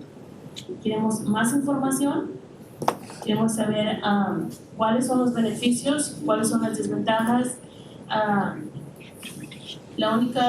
Algo que sabemos es que nos va a perjudicar en nuestros fondos, en todos los apoyos que recibamos de nuestros niños. Y si eso es así, muchos de estos padres están indecisos, están en desacuerdo. Por favor, antes de tomar cualquier decisión, tengan en cuenta a estos padres. Hay muchos padres que trabajan en el campo, que no tienen la oportunidad de llevar a sus niños a las escuelas, y si estas escuelas no tienen la transportación, eso es algo un punto muy importante en ellos. Por favor, tomen en cuenta estos padres que están escuchando ahorita. Queremos más información, más detalles, cómo nos va a perjudicar y cómo nos va a beneficiar. Gracias. And one moment, please. I'm going, Dr. Bella, were you able to capture the most of it? Okay, we're going to ask Dr. Bella to please translate for us. Good afternoon, members of the board. It was spoken in English and then said I need to speak in Spanish to share sentiments on behalf of other parents. It is important that the board be transparent with their decision. It is important that parents understand the benefits and possible deterrents to honoring this petition. Many parents do not have the full details of information. Many parents work in the fields, do not have transportation to be able to be here. We ask that you are transparent and that you provide more details regarding the possible impacts. I'm here to represent parents. Thank you, Dr. Bella. Okay, our next speaker is Erica Santos. Erica, please, one moment, and please begin. Good evening, President, trustees, and superintendent. My name is Erica Santos, and I am a Salinas resident and an engaged community member in the parent and child currently attending a local public charter school. Choosing a public charter school for my child a thoughtful decision based on her individual learning needs. I also recognize that not every family has access to the same educational options, which is why I am here this evening to advocate for high-quality choices for all students in our community. Navigator Schools has demonstrated a strong record of academic achievement, particularly in communities similar to Salinas. Over the past several months, my family has participated in the Salinas Reading Club, where I have personally witnessed Navigator's commitment to student growth, family engagement, and community partnership. As you carry out your responsibility to review charter petitions with careful consideration, I encourage you to evaluate Navigator Schools throughout the lens of student outcomes, equity, and long-term benefit to our community. Based on my experience, the educators are deeply invested in student success and working collaboratively with parents. Respectfully ask that you consider this charter with an open mind and a focus on what it means, ensuring all students have access to a strong, supportive, and effective educational foundation. Thank you for your service, your leadership, and your time this evening.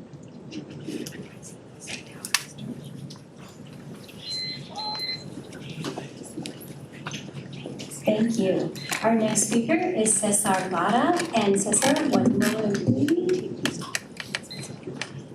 Okay, we begin. Good evening, everybody. Good evening, the board and superintendent of the schools. Cesar Lara, a product of Monterey County Schools, graduated from King City High and attended Salinas Schools, and a parent of three, and active in the community around education in many fields, including labor unions and community organizing. And I've been involved in education for years, many of you know me, and this decision of having a for-profit corporate model charter school is dangerous for Monterey County. It is not a long distance where we can look at the impact of decisions like having a charter school like this are doing in other school districts like Pajaro as we speak. They are facing cuts. I believe that education is important and should be accessible to everybody.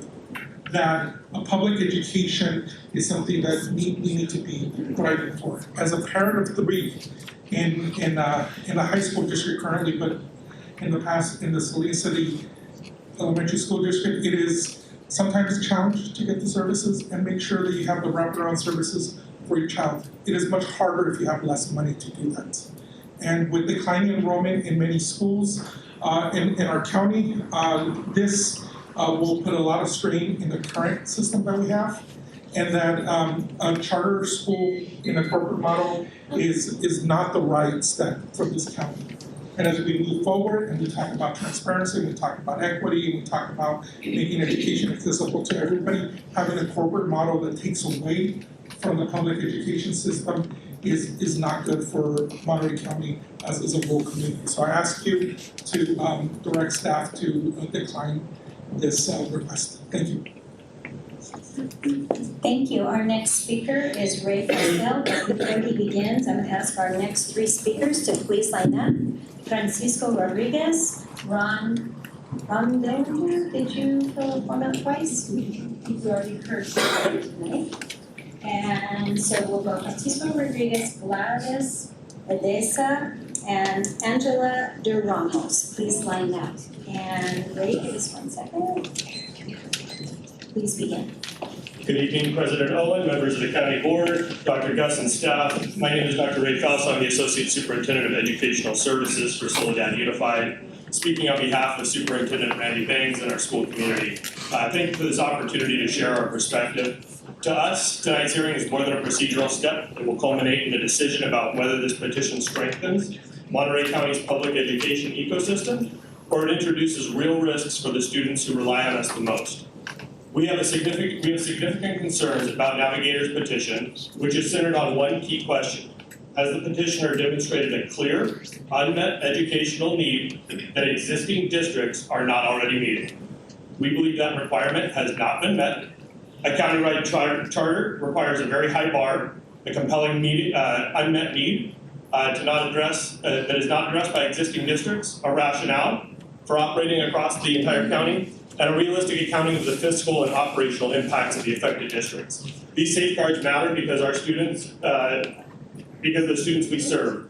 In Soledad, we educate many high-need students, and we have built a strong academic, wellness, and support system that is producing positive results. We have 3 California Distinguished Schools, a Golden Bell Award winner for our CTE programs, and community schools across all of our district. Progress in communities like ours is meaningful, but fragile. Reduced enrollment directly results in reducing our ability to provide our students with the resources they deserve and desperately need. For this reason, we respectfully ask that the County Board to consider the impact approving this would have on all of the kids in Soledad. Let me be clear, this is not in opposition to innovation. We support expanding opportunities for all students in Monterey County. But equity requires ensuring that new initiatives do not unintentionally harm the very communities they aim to uplift. Thank you for your leadership and thoughtful consideration. Thank you. Our next speaker is Francisco Rodriguez. And Francisco, give us just 1 moment, please. Okay, please begin. Yes, thank you, President Owens, board members. My name is Francisco Rodriguez. I'm with the Monterey Bay Central Labor Council. We have over 80 affiliates representing around 30,000 union members across Monterey Bay, Monterey County and Santa Cruz County. I'm here to ask that you take leadership and not approve this petition. The petition does not clearly show who it's going to serve better or why. It lacks oversight with a board located outside Monterey County. And the proposal fails to identify specific school locations. So again, I ask you to reject this, and just wanted to say, I have 2 children in Pajaro. They attend a dependent charter school where I know who the school board members are. I get to vote for those school members, and I get to call them and express my, whether it's disappointment or approval of the work that they are doing. I can go to the website and see exactly how much the teachers make, how much the principals make, how much is spent on various items, budget items. There's a lot more clear transparency. I went on the Navigator website, I was not able to do that. And so I ask again that you take leadership and you deny this petition. Thank you. Thank you. Our next speaker is Gladys Edesa. And Gladys, give us 1 moment to reset, please. Okay, please begin. Good evening, President Owen and members of the board. Thank you for your time, please.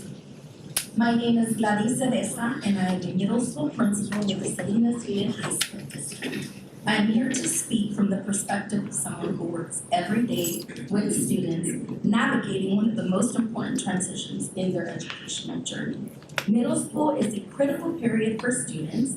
It is where academic expectations increase, social pressures intensify, and support systems matter more than ever. Students at this stage rely on consistency in programs, coursework, and relationships to stay engaged on track. As a site administrator, I am responsible for managing budgets and building programs that directly support students. Counseling services, academic interventions, electives, and enrichment opportunities are not accidental. They occur carefully planned to meet the needs of our students, many of whom are underserved and underrepresented. When enrollment shifts occur without coordination or long-term planning, those programs are put at risk. The impact shows up quickly in reduced course options, stretched support services, and fewer opportunities for students who depend on them the most. I see firsthand how much stability matters to our students. Middle school is where many form lifelong friendships, discover their strengths, and learn how to believe in themselves. Disrupting this stability has lasting consequences, especially for students who already face barriers outside of our schools. Approving this countrywide charter would introduce uncertainty at a time when students need clarity and consistency. For that reason, I respectfully urge the board to deny this petition. Thank you.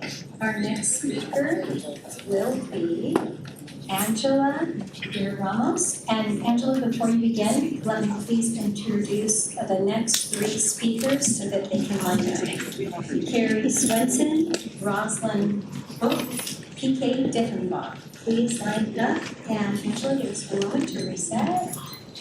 Please begin.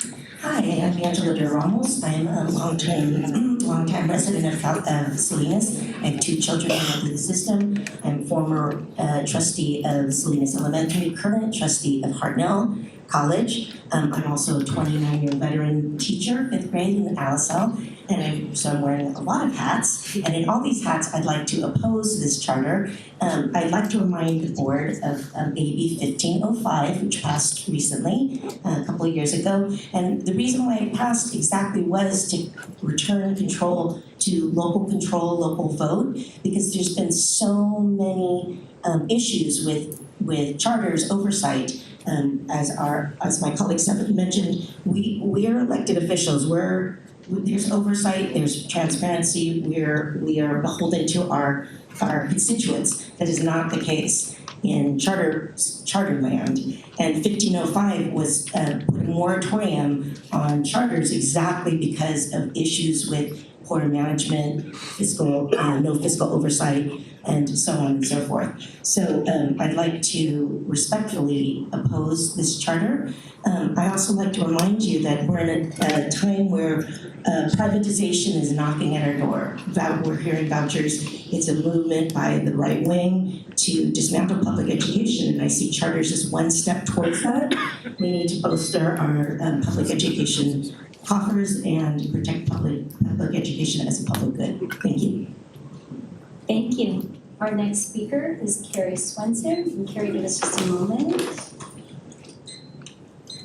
Okay, please begin. Good evening, trustees, superintendent. My name is Carrie Swenson. I'm both the owner of Silva Learning in Salinas, and I'm a part-time history instructor at Hartnell College. I'm here tonight to speak strongly in opposition to Navigator charter petition. Salinas families deserve schools that are deeply rooted in our community, responsive to our unique demographics, and accountable to the public. Navigator's proposal does not meet that standard. In fact, Alisal Union's own review found the petition deficient in addressing needs for migrant families and English learners and lacking real connection to our community. That is a serious red flag. Charter operators often tout test scores, but those numbers do not tell the whole story.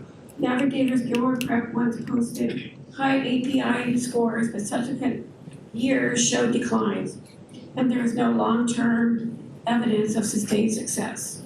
More importantly, those results came in a very different context than Salinas, where our schools serve a higher proportion of English learners, migrant families, and students with disabilities. We cannot ignore the broader impact. Charter schools divert funding away from public schools, weakening the very institution that serve most of our children. Every dollar goes to Navigator is a dollar taken from our school districts. Districts already working hard to recover from pandemic learning loss and to expand community school models. Navigator's petition also diminishes the role of parents in the education process. Finally, this proposal is not about meeting Salinas' needs, but expanding charter schools' ambitions. As ALSO report concluded, Navigator's plan does not represent a sound education program for our community. Salinas students deserve a solution that are community-driven, not imposed from the outside. So I strongly urge the board to reject this petition. Thank you. Our next speaker is Rosalind Book, and Rosalind gives testimony to resent. Okay, please begin. Good evening, Superintendent Gus and members of the board. My name is Rosalind Book, and I'm speaking in opposition. I am a 23-year educator and president of the Monterey Bay Teachers Association. Representing educators who work in the seaside and marina communities, I am deeply concerned about the impact Navigator charter schools would have on undermining existing services and academic offerings. At MCOE, seaside schools have worked diligently over the past several years to become community schools, building strong relationships with families, partnering with community organizations, and directly addressing the needs of the students who live in these neighborhoods. Introducing a charter school into these communities would stretch and fragment already limited resources and weaken the community bonds that MCOE has intentionally built. Additionally, after reviewing the Navigator petition, there does not appear to be any new or innovative offerings that are not already available in the districts where they propose to operate. Duplicating services does not strengthen educational outcomes. It weakens the support systems our students rely on. MCOE already offers strong dual enrollment opportunities, robust CTE pathways, and comprehensive social emotional learning programs. Also, there are significant unanswered questions regarding facilities. In an area already facing a shortage of facilities, it is unclear where Navigator would secure permanent independent sites. If Navigator anticipates using district facilities, it raises serious concerns about why this petition is being submitted at the county level rather than through individual local districts. This approach bypasses the ability of local school boards and community members and parents in those areas to determine what is best interest for their students. The petition also relies heavily on generalities and lacks clear specific plans for how Navigator would affect. Thank you. Our next speaker is Dr. P.K. Diffenbach. But before you begin, let me please ask our next three speakers to please line up. Linda Adamson, Dr. Melissa Alderman, and Alma Cervantes. And let us get reset. Please begin. Good evening, board members. My name is P.K. Diffenbach, Superintendent of Monterey Peninsula Unified School District, and I stand tonight against the charter proposal. For many reasons that you've heard tonight, but I want to focus on the specific petition. First, the petition has not adequately demonstrated a demand for the charter. My review of the signatures had 5 total signatures attributed to parents within the Monterey Peninsula Unified School District. It is not demonstrated that a new charter school beyond those that have already been approved in our community or beyond our traditional public schools is desired by our community. Second, the petition has not demonstrated a need. As you heard from many speakers tonight, many of the programs offered as something new already exists in our county. One of the petitions in charter law, one of the reasons to approve is that it would offer something new, and it does not. Finally, it fails to explain why the countywide authorization is necessary. The countywide status is a very specific status. It cannot be justified merely by convenience or expansion goals. There needs to be a clear, compelling reason why the charter school needs to be countywide. rather than district approved. The explanations given were vague, generic, and failed to meet the standard necessary to justify approval of countywide status. Navigator Charter Schools is free to apply to local school boards to operate charters within the boundaries. The only reason to come to the county is to offer something unique that meets the very specific countywide justification within the law. And this petition fails to do that. Thank you. Thank you. Next speaker, Dr. Linda Adamson. And Linda, please give us just a moment. Okay, please begin. Good evening, members of the board and Dr. Superintendent Gus. Linda Anderson, Superintendent of Pacific Grove Unified School District. I'm speaking here on behalf of myself, but also our entire board, who is all very strongly opposed to this petition. PGUSD recognizes the important role that public education plays in serving the diverse needs of students and families across Monterey County. Rather than repeat everything that I've put in the statement that all of you have and received, I wanted to really just spend my time tonight pointing out two things that stood out to me based on the presentation that we received this evening. The first was really the fact that many before me have already pointed out, the fact that there was really nothing unique that was highlighted based on the program offerings that the Navigators Charter School offers to the students that they serve, particularly when compared to the existing schools within the communities that they're proposing to serve. So that's the first. And then the second for me was really the absence of data, in particular the absence of data that really speaks to the performance of students of highest need. This was important to me and notable when faced with 10 minutes to showcase the program offerings, the fact that there was no mention of how these students with special needs and each learners, as an example, are performing. And I think this is important. I urge you as the board, as you're making your decision, to dig into that data, to really identify how the growth of those students, and in particular looking at the proportion of students being served when compared to other schools. I think just in closing, we're definitely concerned of setting the precedence of approving a large county-wide charter that operates independently of the communities that they serve. And so once again, I urge the board this evening to please deny this charter petition. Thank you. And as our next speaker is making her way up, I'm going to also ask our last speaker to go ahead and please get in line behind Alma, because I don't want you to be all alone up there. So Claudia Melendez, would you please go ahead and prepare to make your comments as well. And let us reset. Our next speaker is Dr. Melissa Alderman. Please begin. Good evening, board members, Dr. Gus. I'm Dr. Melissa Alderman, Superintendent of the Santa Rita Union School District, and I am speaking in opposition of Navigator Charter Schools petition. Santa Rita Union School District provides high-quality educational programs that are grounded in strong academic outcomes with intentional program design and deep family and community engagement. Our schools reflect long-standing partnerships with our families and a sustained commitment to meeting the needs of the students and the community that we have served for over 150 years. As you consider this petition, it's important to acknowledge the cumulative impact of additional charter authorizations across Monterey County, particularly when proposed sites overlap with existing district attendance areas. The establishment of this charter has the potential to further fragment enrollment across the region and to place additional strain on finite public education resources that support existing districts and services. I also want to note an issue of timing and transparency related to how this proposed school is being publicly represented prior to any authorization given.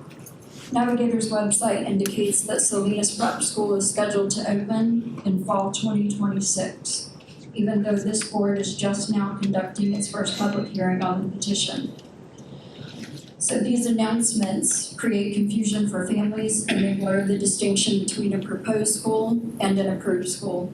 So as you consider the petition, we ask that you give careful attention to both the system-wide implications of this petition and the importance of a transparent process. So these considerations are essential to maintaining confidence, stability, and high-quality education programs across your Monterey County schools. Thank you. Our next speaker is Alma Cervantes. Alma, give us a sec, please. Okay, please begin. Good evening. I'm the Office of Education, board members, president, and superintendent. I'm here on behalf of Building Healthy Communities in Monterey County. I serve as a director of education, equity, and justice, and much of my work focuses on transformation at the state, county, local level through authentic partnership that center those more directly impacted in decision making. We respectfully and strongly urge the County Board of Education to ensure that there's a truly inclusive process, one that is guided by the community voice. Despite the many challenges we're facing in public education, we must not forget that public education is one of the few remaining public institutions that protects our democracy and civil participation. It is a space that allows parents, students, educators to hold our systems accountable and to actively participate in shaping their schools and communities. This idea of Navigator Charter Schools should not be an exception. This is what we highly recommend if today was not enough for you to have a session. Deep study session where there's a dialogue with you and community and those directly impacted. Deep research of the impacts and including students and parents' voice and inform them well. As you could see tonight, there was a lot of absence of parents and not even interpretation for those that came in. So we urge you that you take the time and to make this happen. Thank you. Okay, our last speaker of the evening is Claudia Melendez. Claudia, please begin. Hello, good evening, Board of Trustees, Superintendent. My name is Claudia Melendez. I work for a local school district, but I'm here tonight as a Salinas resident, a taxpayer, and a person who sent my son to a charter school that unfortunately did not live up to the hype, mainly because of high staff turnover. We hear a lot of people who support, but not people who don't support because, of course, they're going to be turned off by the system. These charter schools and the high staff turnover turned out to be very detrimental for my son's morale and educational journey. But that's just one of the many reasons why I am here today to speak up against supporting Navigator's bid to open a charter school in Monterey County. Unfortunately, for those of us who would like to see a more integrated society, Monterey County is already very segregated. While the county is over 60% Hispanic, Latino, and about 20% white, the vast majority of white residents congregate in Monterey Peninsula. Pacific Grove is over 80% white, and Gonzales, on the other side of the letters curve, is 90% of residents are Latino. This type of segregation is bad for society and for the children who come to our schools, and there are multiple reasons why. A study titled The Effect of Charter Schools and School Segregation, published in 2022 in the American Economic Journal, found that charter schools make segregation worse.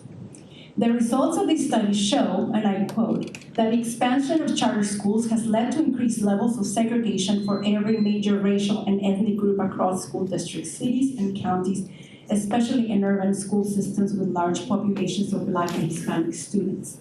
The analysis was conducted by 3 scholars from the Urban Institute in Washington, D.C.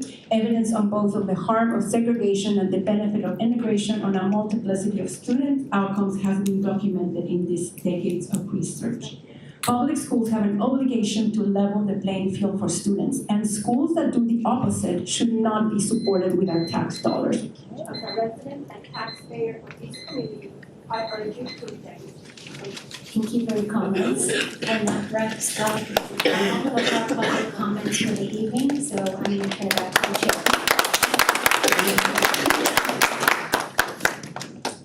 Thank you all for your comments. Again, I want to remind you that the board will not be making a decision on the petition tonight. That decision will be made at a meeting in January 2026. So at this time, I would like to close the public hearing at 7:31. And move on to next items on our agenda. Item 4 and 5 will comments from the superintendent and consequences board that we received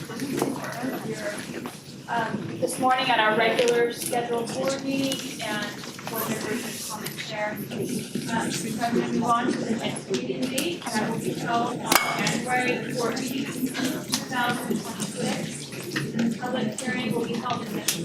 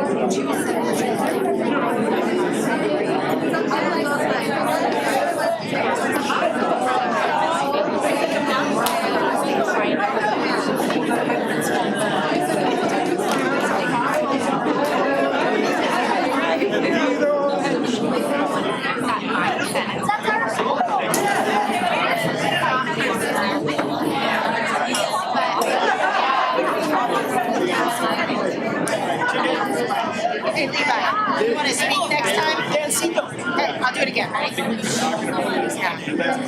Good job. I know, right?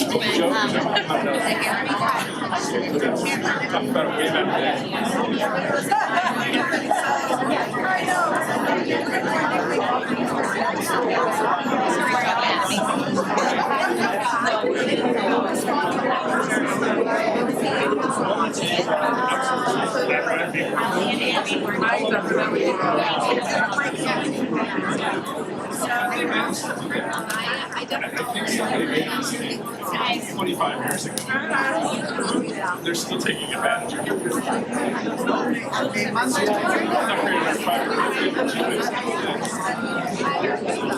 Thanks. Yeah, and John is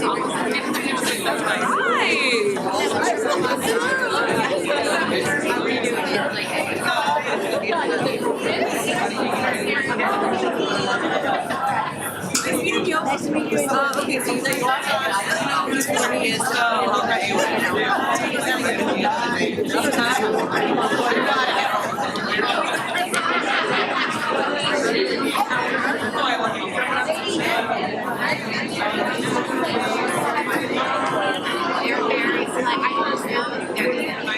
all the classroom kind of.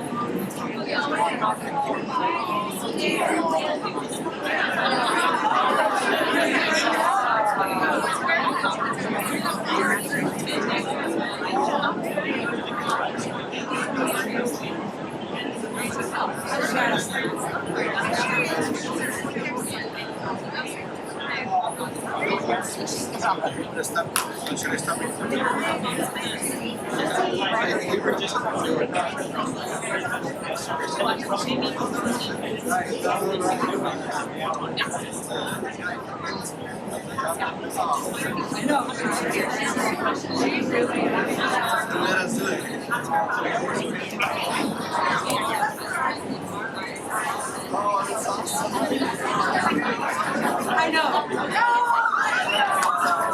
That's perfect.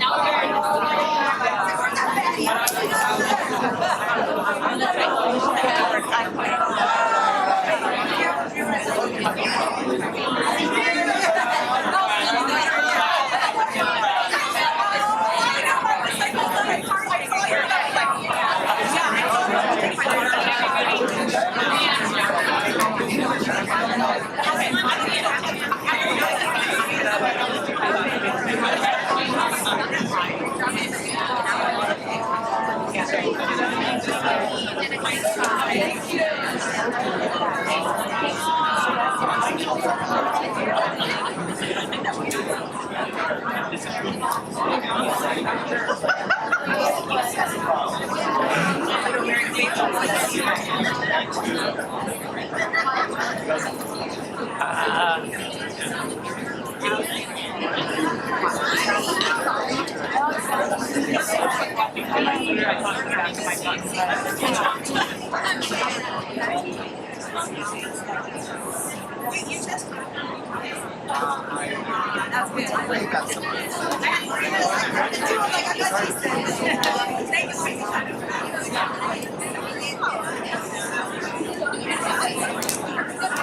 you.